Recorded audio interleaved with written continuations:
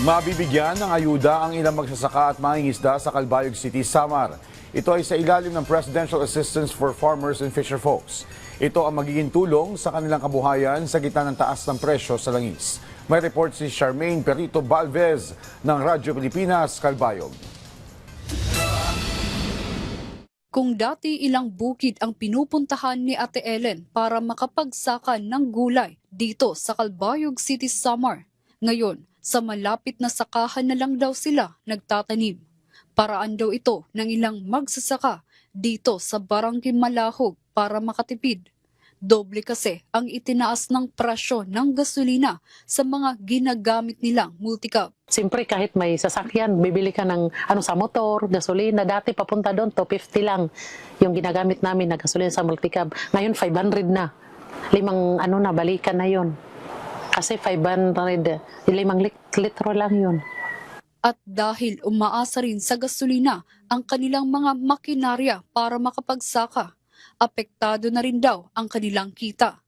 Hindi rin daw kasi sila makapagtaas ng presyo dahil hindi rin ito kakayanin ng ilang mamimili. Kaya hiling nila sa pamahalaan, tulungan sila kahit pandagdag sa puhunan. Kasi dati naman tumutulong naman sila halimbawa sa mga seeds, sa fertilizer. Pero kung sa ngayon sa fuel subsidy na may maibigay sila kahit man lang sa first cropping, every cropping. So, ipapangako din namin na talagang patuloy kami sa pagtatanim. Pagtitiyak naman ng pamahalaan, may tulong para sa ating mga magsasaka at mangingisda. Sa katunayan, ngayong buwan, sisimulan ang pagbibigay ng tulong sa kanila sa ilalim ng Presidential Assistance for Farmers and Fisherfolks. Mag-start na sa April yung sa PAF. Bali magbibigay ng financial assistance under PAF. Presidential Assistance for Farmers and Fisherfolk. No?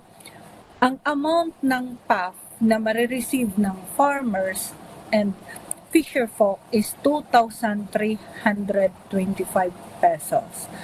Una nang sinabi ng pamahalaan na patuloy silang aalalay sa ating mga magsasaka at mangingisda na isa sa pundasyon para palaksin pa ang ekonomiya ng bansa.